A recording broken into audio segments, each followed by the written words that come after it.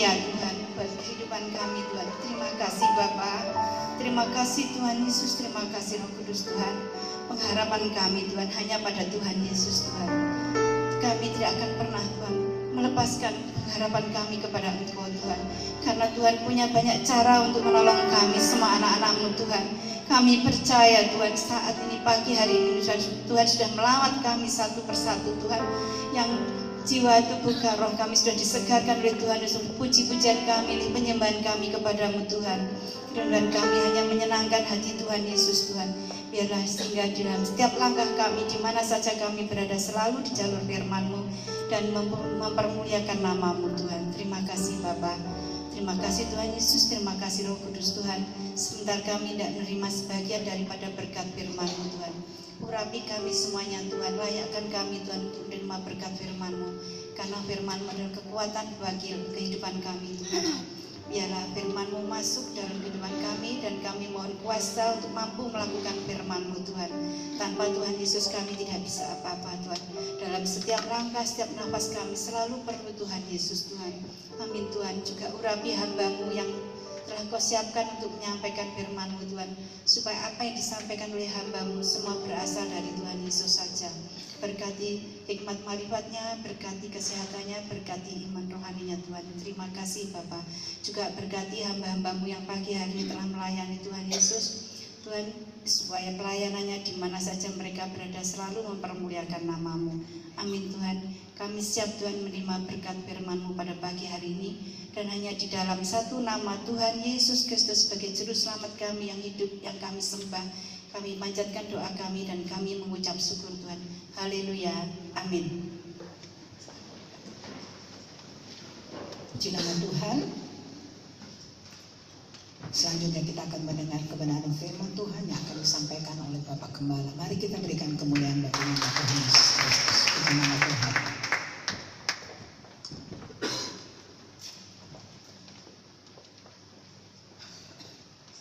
Shalom. Kita sudah banyak nyanyi memuji Tuhan. Tiba saat yang penting kita perhatikan firman Tuhan. Pagi ini saya akan bicara tentang 5 kewajiban orang Kristen. Orang Kristen punya kewajiban. Ada berapa saudara?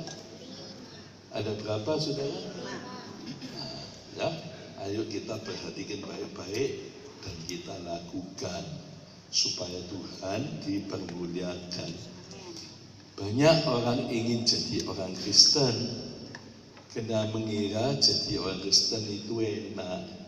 Semua beres, duduk seneng, jalan seneng, makan seneng, tidur seneng, kemana-mana selalu seneng, gak usah repot-repot, semua beres sendiri. Ya, nah ini dikatakan oleh mereka semua beres, ya gak usah repot-repot. Itu tolong ditanyai ayatnya di mana itu. Ya, saudara-saudara, sebetulnya jadi orang Kristen itu berat, tidak mudah, karena tidak bisa lepas dari tanggung jawab dan kewajibannya kepada Tuhan. Kenapa? Sebab kemana saja bawa namanya Tuhan Yesus dalam hidupnya. Ya, kalau salah sedikit itu orang Kristen, itu orang Kristen. Tidak ada, itu orang kelenteng, tidak ada. Tapi Kristen, itu orang Kristen. Kenapa? Yesus itu guru moral nomor 1. Ngajar tentang kasih yang tiada taranya, mengajar tentang kebenaran, kesucian tiada taranya. Begitu kalau salah sedikit diolok, diejek, ya. Banyak orang Kristen lalai dengan tugas dan kewajibannya, sehingga kita selalu dengar banyak orang menghujat, "Lu katanya Kristen, lah kok malas?" Orang Kristen gak boleh malas. Amsal 6 ayat 6 bilang, belajar kepada semut. Semut itu kecil tapi pintar, rajin, ya. Saudara-saudara, tidak boleh malas. Orang Kristen itu, ya, kalau malas kita menderita. Amsal banyak nulis. Kalau malas, rumahnya rubuh, itu pengkhotbah pasal 10. Kalau malas jadi miskin, kalau malas jadi kerja paksa, kalau malas suka ganggu orang, hutang sana, hutang sini. Zaman sekarang ini tidak boleh malas, semua berlomba-lomba. Orang cari karton bekas, khususnya Supermi, waduh, 4:30 pagi sudah jalan bongkar sampah. Saudara-saudara, ya, cari plastik, cari puntung rokok, 4:30 pagi sudah jalan bongkar sampah, tuh jalan sepanjang jalan ngambil puntung rokok. Kalau kita malas, kita ketinggalan. Ya, saudara-saudara, perhatikan baik-baik. Bukan hanya berkat dapat, kotoran manusia pun tidak dapat. Kok bisa Pak dia? Tidak percaya? Besok jam 4:30 jalan ke pinggir kali. Pasti ada banyak orang dodok situ. Itu bukan kongko, itu sedang bikin donat itu. Ya, donatnya jatuh, belum kentir. Ya, turun sungai terus sampai airnya ke laut. Saudara bangunnya jam 9, baru mulai kumanan saudara. Gak kumanan, itu sudah hilang di laut sana. Ya, orang Kristen tidak boleh malas. Ya, orang Kristen harus rajin. Katanya Kristen, kok jahat? Setiap hari kalau ketemu orang suka rasan-rasan. Ya, ada saja yang dirasani. Pertuan perempuan, pertuan laki dirasani. Ya, bukan hanya itu, suaminya dirasani. Suamiku itu memang ganteng, tapi pelit dan lain sebagainya. Saudara-saudara, bukan hanya suaminya dirasani, ya, tapi juga pendetanya dirasani. Pendeta itu pancen atos, ini ngomong ngokok. Nah, saya pernah dikatakan khotbah memang ngokong ya. Gitu. Ya sini orangnya, saya harus ngomong benar. Ayat A, B, B, gak bisa. Salah dibikin benar gak bisa. Salah yang dibilang betul. Ya, kalau kerjaan, itu jenis wong Kristen gak jujur, suka nyuri timbangan, ya, suka nyuri meteran, itu tidak boleh. Tuhan tidak senang, Tuhan benci seperti itu. Kalau kita jujur, jangan khawatir, kita dikasih berkat sama Tuhan. Amin. Coba dibaca ya. Kita Ulangan pasal 25. Ulangan pasal 25.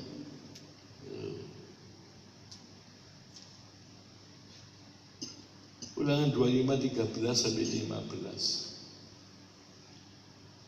25 ayat 13 sampai 15. 2, 3.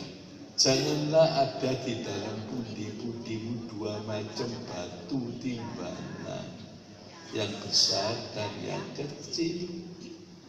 Janganlah ada di dalam rumahmu dua macam eva, yang besar dan kecil.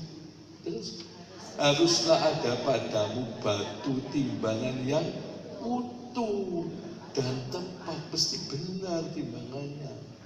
Ya, nggak boleh nipu timbangan, ngurangi timbangan, nggak boleh. Ya, dan tepat supaya apa katanya?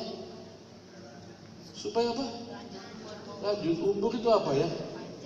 Panjang umur.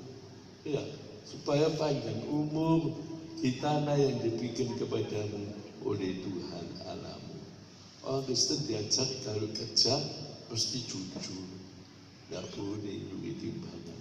Jual kain, metri kain diotot, dipulang lo susu kurang, nggak boleh. Tuhan mengajar kita harus jujur, ya. Saudara-saudara, hasil yang Anda dapatkan tidak jujur itu percuma.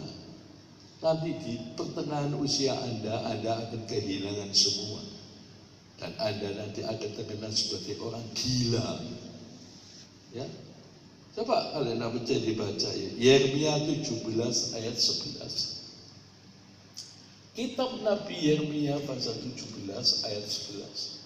2, 3. Seperti ayam hutan yang mengerami yang tidak ditelurkannya. Ngerami bukan endoknya. Demikianlah orang yang membawa kekayaan secara tidak halal.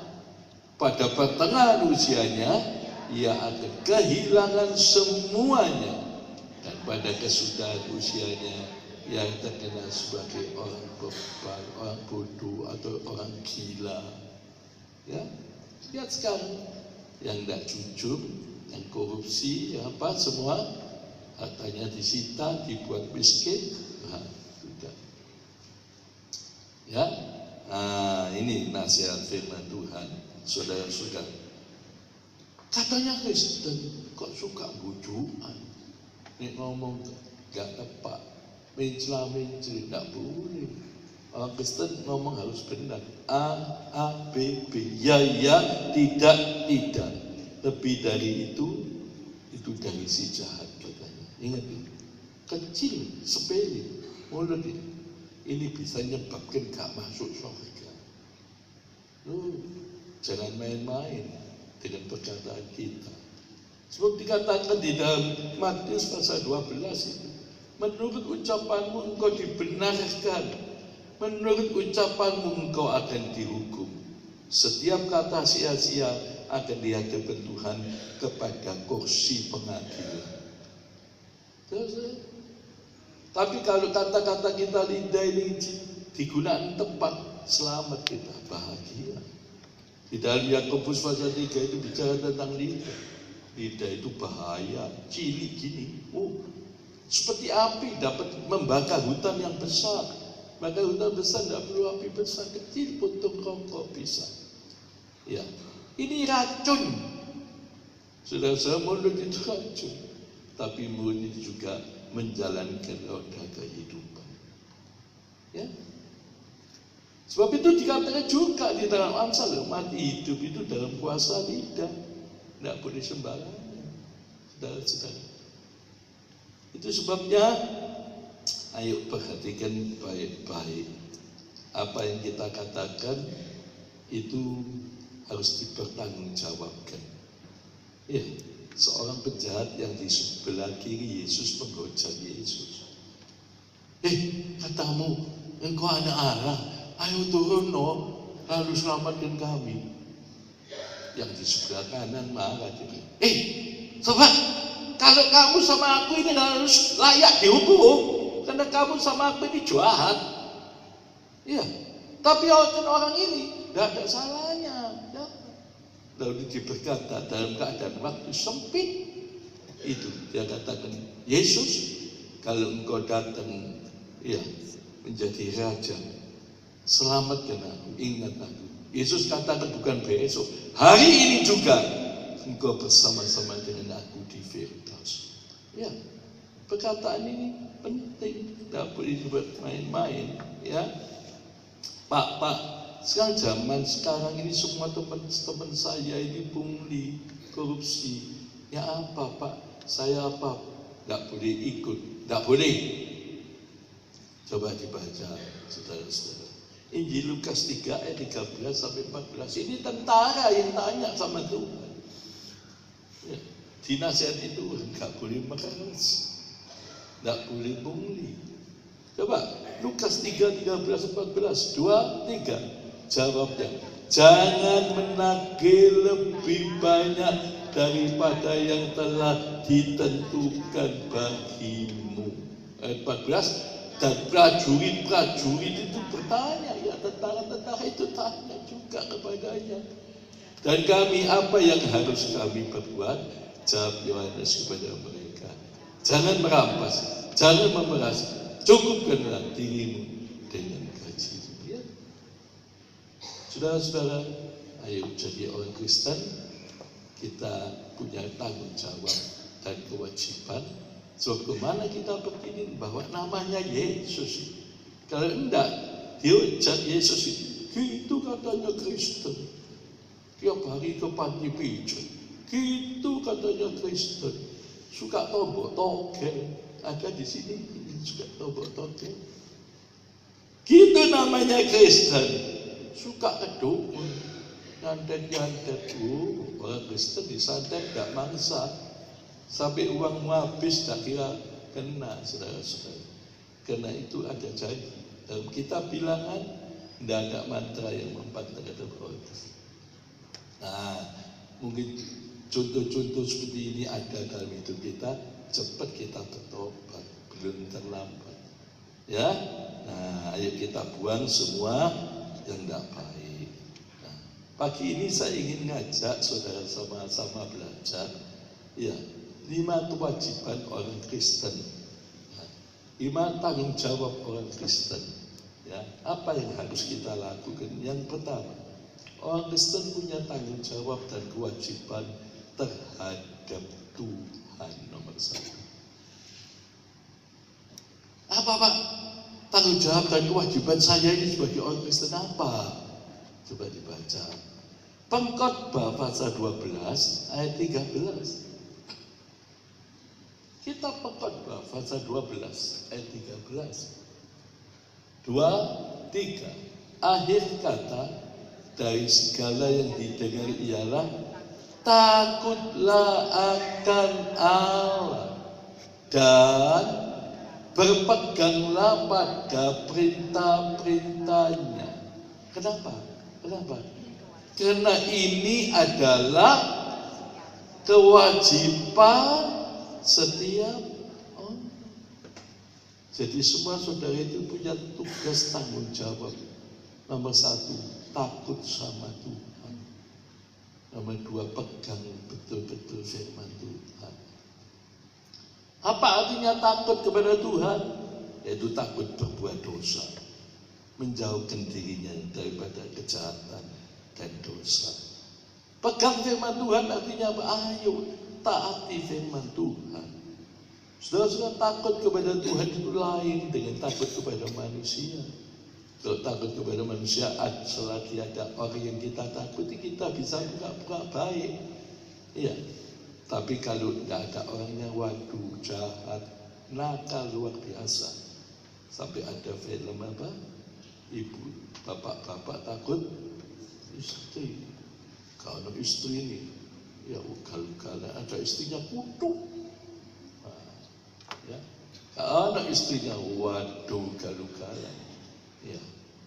Tapi ayo, kita diajar, kita ini mempunyai kewajiban. Kita harus takut kepada Tuhan. Apa Pak alasannya kita harus takut kepada Tuhan? Itu apa alasannya?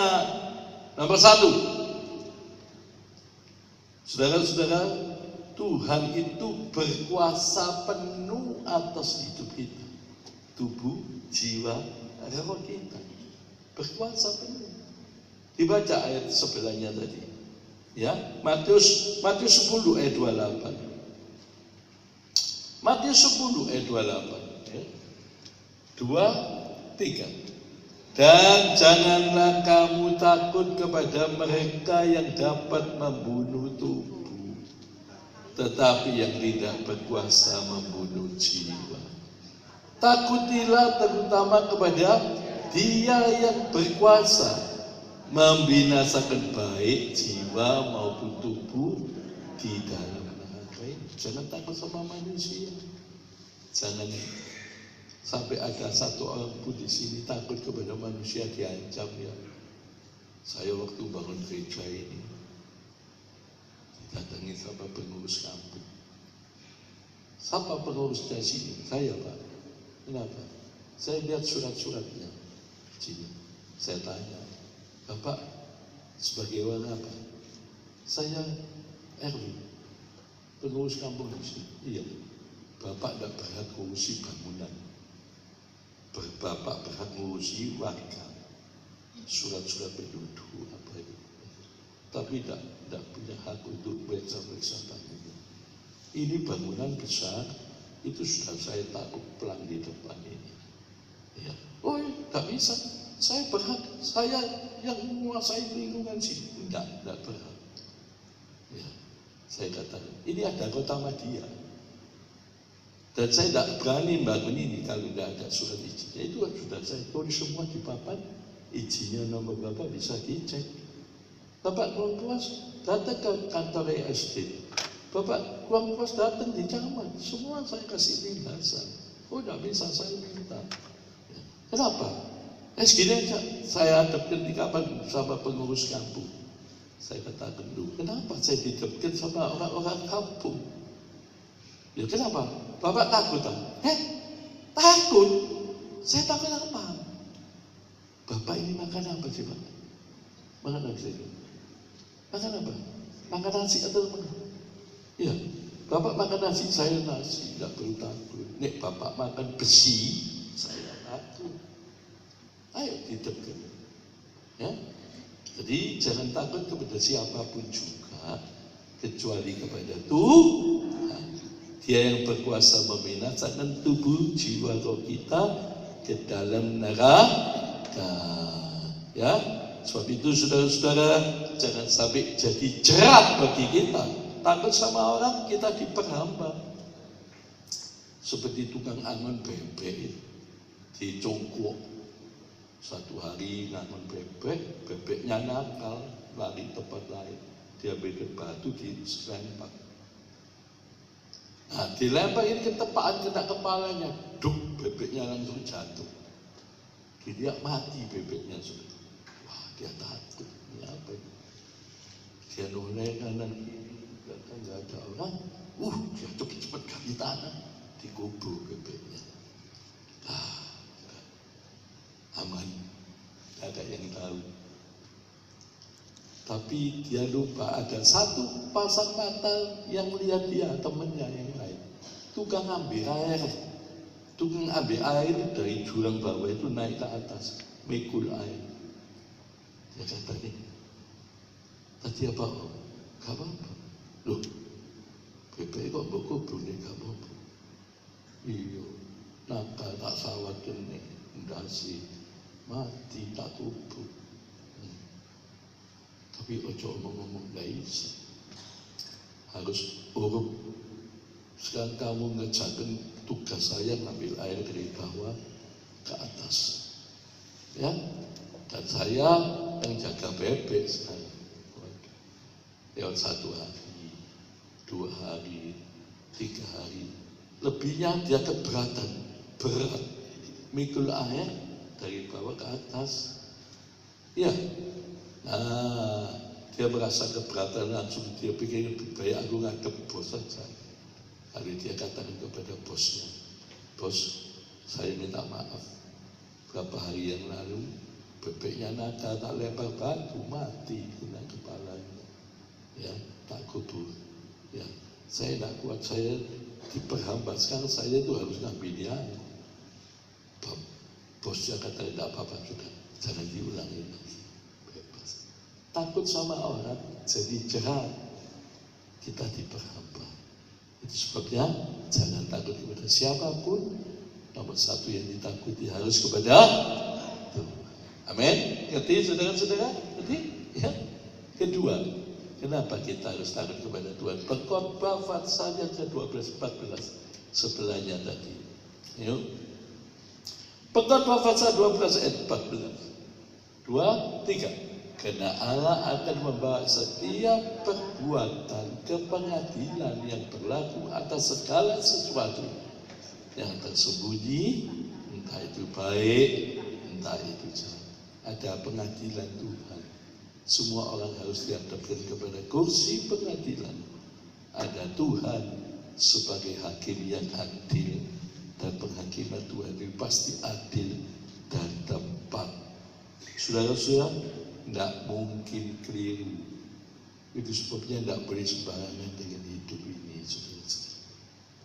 Ya, Allah bukan seperti pabrik barang di dunia. Pabrik barang di dunia itu ciptakan kacamata, saya beli, saya injak, hancur. Tapi kamu tahu itu urusanmu. Tetapi tidak demikian dengan manusia dan Allah. Manusia tetap berurusan dengan Allah. Allah ingin minta bertanggung jawab. Kenapa? Sebab manusia diciptakan pakai gambar dan rupa Allah. Itu sebabnya tidak boleh sembarangan hidup ini. Ada hukum tabur Tuhan. Ya. Yang ketiga, kenapa kita harus takut kepada Tuhan? Amsal 15 ayat 3 dikatakan mata Tuhan ada di mana-mana, di segala tempat, mengawasi orang baik dan orang jahat. Saudara-saudara, apa saja yang kita lakukan Tuhan tahu. Orang tuamu gak tahu, Tuhan tahu. Suamimu gak tahu, Tuhan tahu. Istrimu gak tahu, Tuhan tahu. Pendetamu gak tahu, Tuhan tahu. Ingat tuh, saudara-saudara, dan pengadilan Tuhan itu tepat, tidak mungkin keliru, pasti tepat dan benar. Ya, itu sebabnya, ayo kita belajar takut kepada Tuhan, kita pasti bahagia. Baca ayatnya, Amsal 14 ayat 26. Amsal 14 ayat 26. Ayo. 2, 3. Dalam takut akan Tuhan ada ketentraman yang besar, bahkan ada perlindungan bagi anak-anaknya. Nah, kita takut sama Tuhan, tidak ada yang perlu ditakuti apa. Hidupnya tentram. Dan Tuhan katakan keluarga kita, anak-anak kita dilindungi oleh Tuhan. Amin. Ya, ini yang pertama. Kewajiban kita kepada Tuhan. Ini semua orang harus takut sama Tuhan. Kedua, taat firman Tuhan. Ya, tidak mungkin keliru. Ya, nasihatnya manusia bisa keliru, nasihatnya pendeta bisa salah. Tapi nasihatnya firman Tuhan tidak pernah salah, pasti benar. Ya, yang kedua, kewajiban terhadap gereja. Semua orang Kristen punya kewajiban terhadap gereja. Berkewajiban apa? Mendukung pekerjaan Tuhan dalam doa. Ya, semua orang Kristen harus belajar doakan pekerjaan Tuhan, pendeta-pendeta, penginjilan di mana-mana, supaya Tuhan buka jalan kemudahan, banyak orang mendengar Injil Tuhan. Pembangunan gereja di mana-mana, bukan hanya doakan supaya Tuhan tolong lancar suratnya, Tuhan kirim berkatnya, bisa melanjutkan pembangunan terus sampai selesai. Ya, bisa berdoa untuk KKR, bukan hanya untuk itu, untuk saudara sendiri, berdoa untuk pribadi, kepentingan saudara sendiri. Ya, tapi jangan lupa dukung pekerjaan Tuhan lewat doa-doa kita. Tanpa doa, tidak mungkin bisa ada kemajuan, kebangunan rohani, karena banyak orang berdoa. Ya, kita harus mendukung dalam apa? Bukan hanya dalam doa, tapi dalam pelayanan. Pak, pelayanan apa? Oh, banyak macamnya. Pelayanan apa saja sesuai talenta yang Tuhan berikan kepada Anda. Sudah dikasih talenta nyanyi, ya nyanyi untuk Tuhan. Sudah diberi talenta saksi untuk Tuhan. Sudah diberi talenta untuk besuk, doakan orang sakit terus, doakan orang sakit. Saudara bisa main musik untuk Tuhan. Saudara bisa pimpin pujian, ayo pimpin pujian. Saudara diberi Tuhan kesempatan banyak waktu untuk melayani Tuhan, pakai waktu kita, kepintaran kita, pakai untuk kemuliaan Tuhan, tenaga kita, bahkan uang kita. Saudara-saudara, jangan sayang-sayang. Ya, Amsal 3 ayat 9, muliakan Tuhan dengan hartamu. Saudara-saudara, ini firman Tuhan. Kalau saudara diperintahkan bayar perpuluhan, itu bukan kalau sudah bayar perpuluhan sudah berbuat apa-apa untuk Tuhan, belum. Itu baru mengembalikan apa yang punyanya Tuhan, yang dititipkan Tuhan kepada kita. Saudara-saudara, bahkan kita diajar 2 Korintus 9 Memberi itu dengan sukacita, tidak boleh dengan terpaksa, ya. Dan kalau kita melakukan itu semua ada berkatnya. Kita punya kewajiban apa? Untuk rajin beribadah. Dikatakan Ibrani 10 ayat 25, tidak boleh menjauhkan diri dari pertemuan ibadah seperti ini. Apalagi semakin dekat menjelang hari kedatangan Tuhan, ayo kita semakin giat. Karena di sini kita dapat mendapatkan saling mendoakan, saling menghibur, saling menguatkan, saling menasehati, saudara-saudara. Dan ingat, apa saja yang saudara berbuat untuk Tuhan itu tidak kosong. Saudara mendapatkan upah dari Tuhan.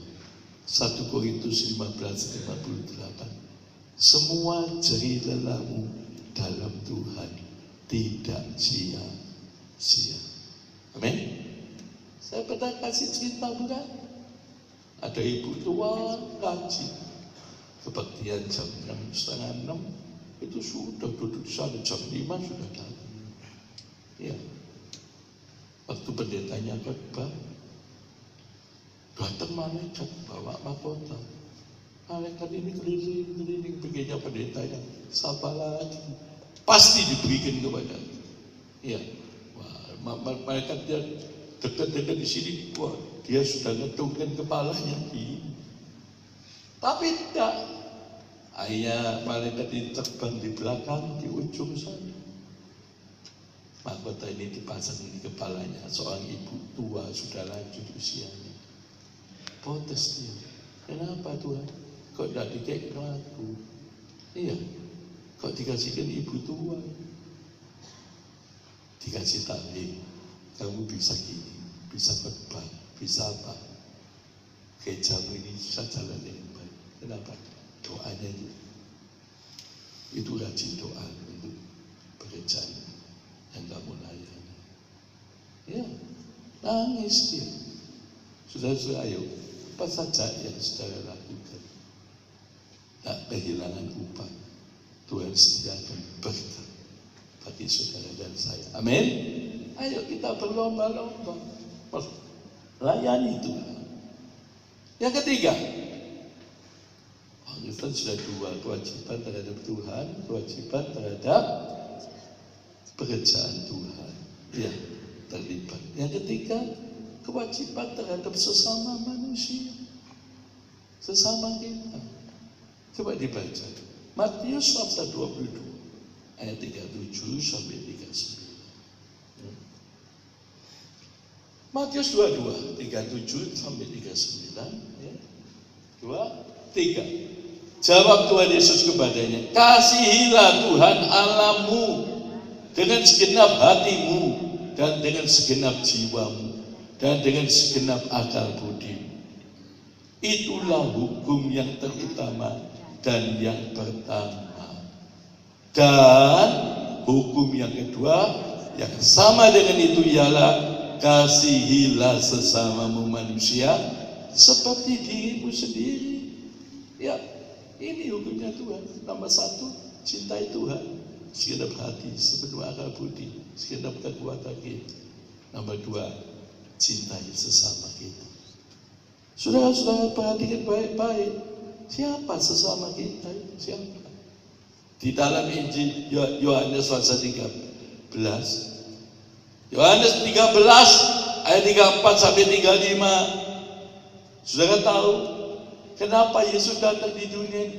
Salah satu tujuannya memberikan hukum yang baru untuk kita saling mengasihi.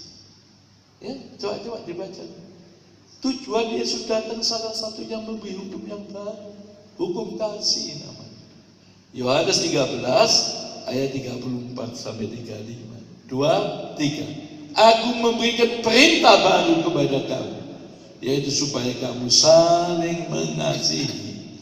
Sama seperti aku telah mengasihi kamu, demikian pula kamu harus saling mengasihi. Dengan demikian semua orang akan tahu bahwa kamu adalah murid-muridku, yaitu bagaimana kalau kita saling mengasihi. Tuhan memberikan hukum baru. Kita mengasihi bukan hanya Tuhan, tapi sesama kita. Siapa sesama kita?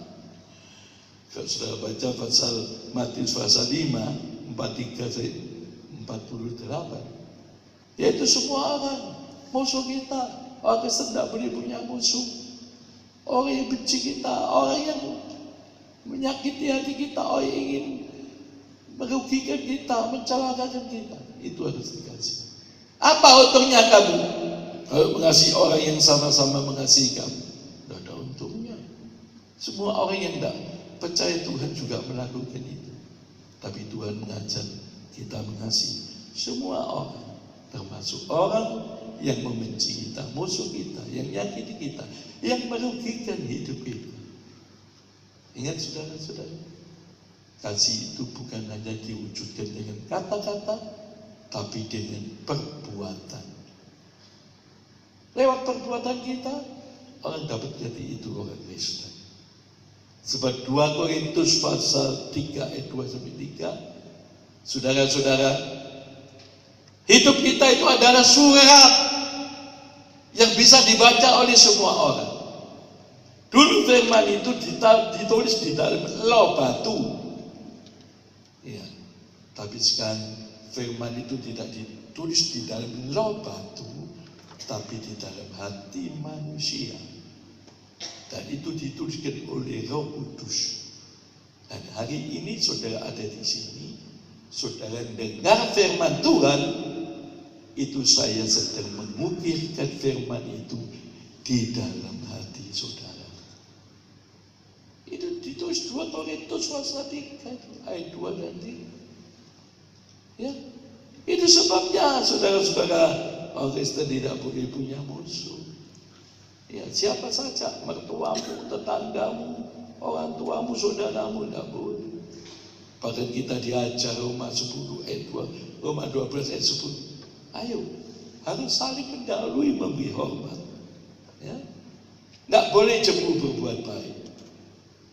Coba dibaca di dalam Galatia pasal 6 ayat 9 sampai 10. Surat Galatia pasal 6 ayat 9 sampai ayat 10. 2, 3. Janganlah kita jemu-jemu berbuat baik, karena apabila sudah datang waktunya, kita akan menuai jika kita tidak menjadi lemah. Ayat 10. Karena itu selama masih ada kesempatan bagi kita, marilah kita berbuat baik kepada semua orang, tetapi terutama kepada kawan-kawan kita seiman. Ya, tak boleh cemburu berbuat baik. Kapan saja, di mana saja, saudara-saudara, ya, ayo lakukan berbuat baik kepada semua orang. Selagi ada kesempatan, apa artinya? Selagi masih hidup. Saudara-saudara, saya sering kalau jalan, baru-baru ini saya jalan di daerah Edu City situ ya. Galaksi apa itu namanya, Batuan City. Saya jalan, saya ini mau makan. Ada seorang engkau jalan kaki. Saya lihat dia jalan kaki, saya berhentikan mobil saya. Saya mundurkan, saya tanya, mau bagaimana kau? Oh, saya mau ke San Antonio. Mana? Dia jalan kaki. Oh, apa engkau mau menuntut saya? Tidak apa-apa, satu jalan. Ya, ayo, mana? Sudah, saya sampai tempat saya makan, saya tidak berhenti. Ayo, sampai di mana itu? Rumah saya, situ masuk, situ. Tidak lama, datang ke jalan surga. Saudara-saudara, saya lewat nundukkan orang ini, saya banyak dapat jiwa dari dulu. Enggak kok baik, ayo pergi gereja ini. Saya cari injili mereka. Nah, itu sudah tidak hilang.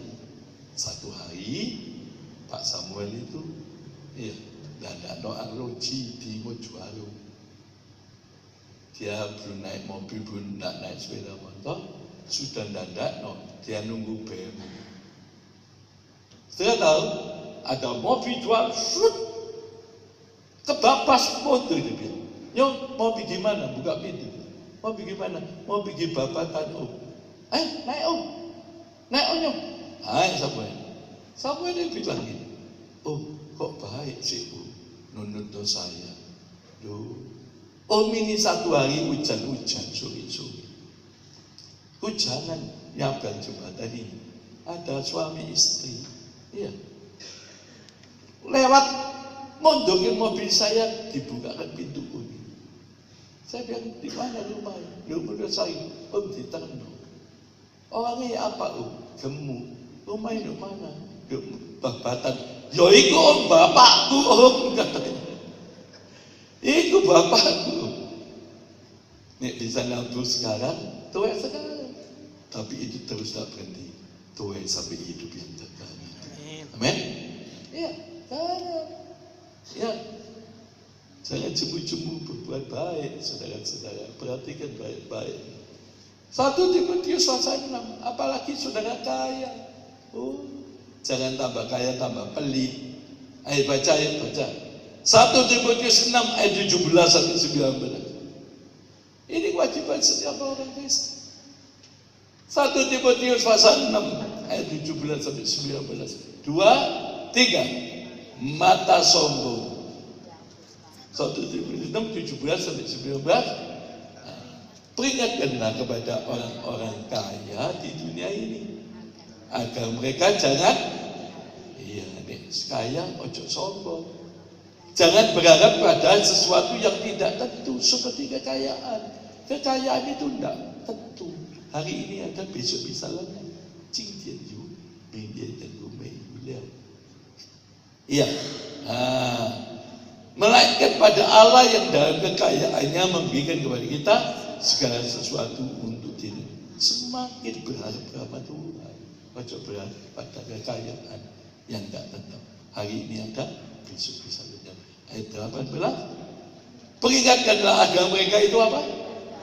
Berbuat baik, menjadi kaya dalam kebajikan, suka memberi dan suka membagi. Ayat 19. Dan dengan demikian mengumpulkan suatu harta sebagai dasar yang baik bagi dirinya di waktu yang akan datang untuk mencapai hidup yang sebenarnya. Apa yang sudah lakukan? Memberi kepada orang lain. Itu jadi tabungan saudara di surga. Waktu kita masuk hidup yang berkali. Ya, itu sebabnya ini sudah dicakup. Yang keempat, kewajiban orang Kristen terhadap negara. Orang Kristen harus menaklukkan dirinya kepada semua undang-undang pemerintah, taat kepada sebuah peraturan pemerintah. Saudara-saudara, orang Kristen harus doakan pemerintah. Sebab kesejahteraan kota itu kesejahteraan kita. Kalau coba kota Surabaya kemarin habis ada bakar-bakaran, rumah dirusak, mobil dibakar. Berani saudara keluar hari ini di sini? Tapi karena kota kita ini aman, kita menikmati sejahtera. Sebab itu tidak boleh lupa. Ini kewajiban. Bahkan dikatakan di dalam Yeremia 29 ayat yang ke-7, harus doakan pemerintah kita. Kenapa? Sebab Roma 13 ayat 1 sampai 3 itu dikatakan tidak ada pemerintah yang tidak berasal dari Allah. Yang mengangkat raja, yang mendudukkan pemerintah itu Tuhan. Siapa yang melawan pemerintah berarti melawan ketetapan Tuhan. Dan orang itu berarti melawan ketetapan Tuhan harus dihukum. Banyak orang lalai sehingga Tuhan, namanya Tuhan dihujat. Ayo, orang Kristen harus taat sebuah peraturan pemerintah. Bayar pajak PBB, pajak radio. Ya, harus pakai kendaraan, harus bawa SIM. Ya, pakai helm, harus ikut pemilu. Dulu beberapa waktu yang lalu itu ada saksi Yehova dikatakan tidak mau mengheningkan cipta, tidak mau. Hormat bendera tidak mau, makanya dulu dilarang. Tapi tidak tahu sekarang bisa muncul lagi. Ya, nah saudara-saudara, jangan ada orang Kristen yang mengadakan pemberontakan. Jangan ada orang Kristen yang ikut demo-demo, apalagi jemaat Mawar Salon. Saudara boleh ikut demo, coba satu demo masak, merokok, pasti kenyang. Ya, coba dibaca Roma 13 ayat 1 sampai 3. Roma 13 1 sampai 3. 2, 3. Tiap-tiap orang harus takluk kepada pemerintah yang di atasnya. Sebab tidak ada pemerintah yang tidak berasal dari Allah. Dan pemerintah-pemerintah yang ada ditetapkan oleh Allah. Ayat 2, sebab itu barang siapa melawan pemerintah, ia melawan ketetapan Allah. Dan siapa yang melakukannya akan mendatangkan hukuman atas dirinya. Melawan pemerintah berarti melawan ketetapan Tuhan, pasti dihukum. Ayat 3, sebab jika seorang berbuat baik, ia tidak usah takut kepada pemerintah. Hanya jika ia berbuat jahat. Maukah kamu hidup tanpa takut terhadap pemerintah? Perbuatlah apa yang baik, dan kamu akan beroleh pujian daripadanya. Ayo, saya Pak Samuel, Ibu Gembala, itu tiap 3 bulan donor. Ya, sudah tahu, saya dapat piagam dari PMI. Saya dapat apa? Jepit dasi. Ya, saya dapat apa? Ini untuk baju yang, ya, dulu 75 kali diundang ke istana, dikasih peniti emas. Nggak tahu sekarang bagaimana. Ya, tapi sekarang sudah tidak boleh. 60 tahun darahnya sudah tidak baik, tidak diterima lagi. Ya, itu sebabnya ayo, kalau kita berbuat baik, tidak ada takut kepada pemerintah, kita dapat pujian, dapat penghargaan. Yang terakhir, yang kelima, yaitu kewajiban orang Kristen terhadap apa? Rumah tangga. Ini penting. Orang Kristen tidak boleh lalai terhadap rumah tangganya. Harus mengasihi, harus memelihara rumah tangganya dengan baik. Kalau tidak, orang itu jahat, lebih jahat dari orang yang tidak percaya Tuhan. Iya, coba dibaca ya. 1 Timotius 5 ayat 8. Yuk. 1 Timotius 5 ayat 8. 2, 3. Tetapi jika ada seorang tidak memeliharakan sanak saudaranya, apalagi seisi rumahnya, orang itu murtad dan lebih buruk dari orang yang tidak beriman. Ya, rumah tangga harus diperhatikan baik-baik. Tuhan beri kita surga kecil di dunia dalam rumah tangga, saudara-saudara. Ya, ini harus diperhatikan baik-baik. Nomor 1, dipelihara dalam kekudusan.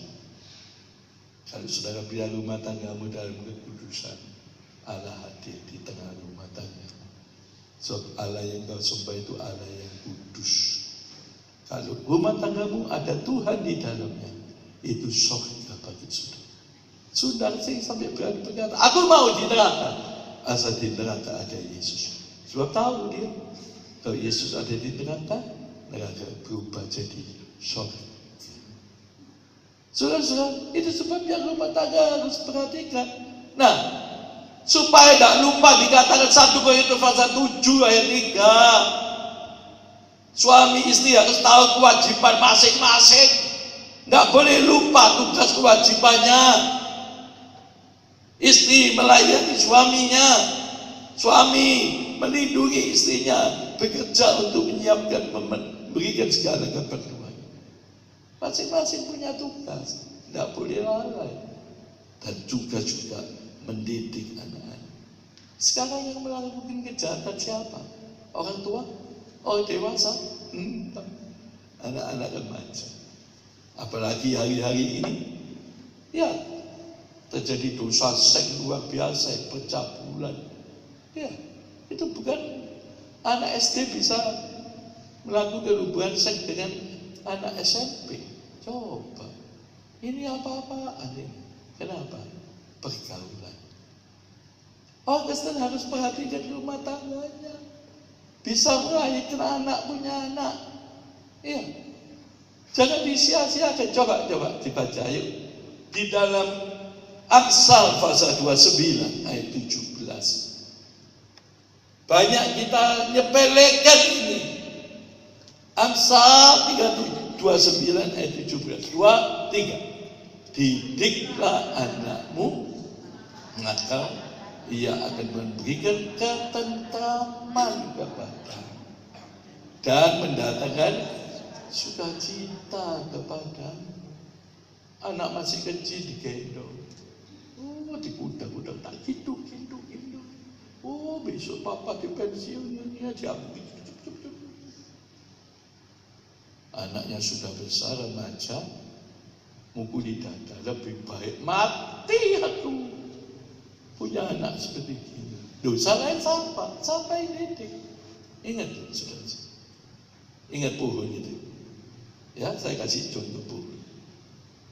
Pohon kalau kita kelihatan mulai tumbuhnya itu miring. Ya, berarti diamkan. Lucu pohon ini aneh, tumbuhnya miring. Gitu sih. Harus cepat waktu masih kecil pun ditegakkan supaya tumbuhnya tinggi. Ini penting, saudara-saudara. Siapa yang harus dididik anak? Bukan orang lain. Dulu saya katakan siapa yang harus dididik anak? Bukan. Oh. Makanya kalau bisa ibu-ibu perhatikan anaknya. Kalau dua-dua kerja, tidak apa-apa. Begitu pulang cepat anak itu diasuh oleh ibu bapaknya. Dan perbuatan bapaknya di rumah, apa yang dilakukan bapaknya itu, anak itu melihat absorpsi, artinya menyerap, masuk di dalam otak anak itu. Ya, perhatikan baik-baik. Anak dibiarkan dalam asuhan bukan, ya, bukan kok sore kan, sama bukan ini sebelah. Median Janghua.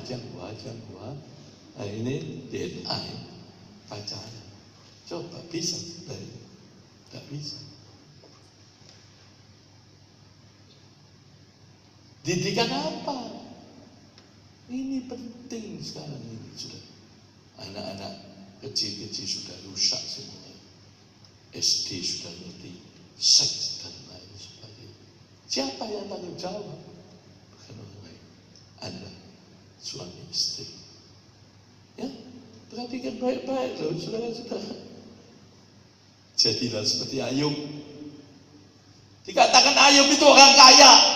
Di zamannya Ayub tidak ada orang lebih kaya dari Ayub. Punya anak 10, 7 laki, 3 perempuan. Setiap hari anak-anaknya Ayub pesta, super kaya raya. Pestanya giliran di kakaknya, nomor 1, nomor 2, 3, balik lagi nomor 1, 2, 3. Tapi setiap pagi dibangun, ayo bangun, ayo didirikan mesbah 10. Ayo semua mempersembahkan korban. Ayo minta ampun Tuhan, ampuni anak-anakku. Mungkin di tengah pesta senang, kata-katanya tinggal lagunya nyakiti hati Tuhan. Ampuni Tuhan anak-anak. Bagaimana dengan anak-anaknya didoakan enggak? Tiap hari. Ya, sejak ibu gembala itu hamil 1 hari, aku hamil. Saya sudah doa Tuhan berkati anak. Jadikan jago main musik. Makanya lima jago main musik. Tidak jago tapi pintar main musik semua. Jadikan hamba-hamba itu. Tuhan berkati. Dibimbing terus dalam doa. Saudara, jangan main-main loh ya. Ini firman Tuhan. Di mana anak? Wah, anak sekarang dicekok itu apa? Kim. Loh, sungguh saudara-saudara. Main terus itu komputer. Hal-hal yang sadis, macam-macam film. Ada di Hong Kong seorang namanya Lampor Wan. Sini mungkin ada cincin-nya. Lampor Wan namanya. Siapa yang punya cincin Lampor Wan di Hong Kong? Dia sopir taksi. Tapi dia ini satu-satunya sopir taksi yang punya kelainan. Setiap kali dia dapat penumpang cewek itu yang masih muda, cantik, pasti jadi mangsanya dia, dibunuh. Nggak ngerti caranya bunuh ya. Ya, dibius, tak dicekik, tadi apa kan? Saya tidak tahu. Ya. Sesudah itu tiba masuk apartemennya. Setelah sampai di apartemennya, dia nyiapkan meja, kursi, tempat shootingnya disiapkan. Gadis yang naik ini, anak wanita yang naik taksinya ini, diperkosa. Sampai dia puas, diperkosa model apa saja diperkosa. Disunting sama dia. Sudah puas? Sudah selesai? Enggak. Dia ngambil pisau daging. Maaf, kemaluannya dipotong. Lalu diapakan? Dimasukkan freezer untuk kenang-kenangan. Gila. Setelah itu mayatnya dibuang. Diselidiki. Ya. 4 orang sudah jadi korban. Ya. Tidak ada satu orang pun pengacara pembela yang diminta di Hong Kong untuk membela Lampor Wan ini. Tidak mau. Lebih baik orang ini dibunuh saja. Sampai pemerintah Hong Kong harus bayar pengacara dari Australia untuk membela Lampor Wan. Saya ditanya, kenapa? Aku terus dipengaruhi film-film yang sadis, yang jahat, dia tontonan-tontonan itu masuk meracuni otaknya. Ya, sudah. Ya apa dengan kita? Bagaimana dengan anak-anak kita? Oh, kaya bapak, tak apa-apa, mau beli, ya beli. Ya, mau apa? Segala. Ya apa segala. Ini akhir zaman, kita harus hati-hati. Ya, nah itu sebabnya didik anak kita. Coba dibaca Efesus 6 ayat 1 sampai 3. Ya, ini sebagai ayat terakhir. Ya, Efesus 6 ayat 1 sampai 3. 2, 3. Hai anak-anak, taatilah orang tuamu di dalam Tuhan. Karena haruslah demikian. Terus hormatilah ayahmu dan ibumu. Inilah adalah suatu perintah yang penting seperti yang nyata dari janji ini. Terus supaya kamu bahagia dan panjang umurmu di bumi. Ya, Efesus pasal 6 itu dikatakan juga harus dididik dalam ajaran Tuhan. Ya. Nah, saudara-saudara, perhatikan baik-baik. Ini penting. Tak boleh main-main. Yang melakukan kejahatan bukan orang tua, tapi orang-orang muda saat ini. Ya. Ada satu ayat yang penting lagi. Coba saya ingat ayat ini ya.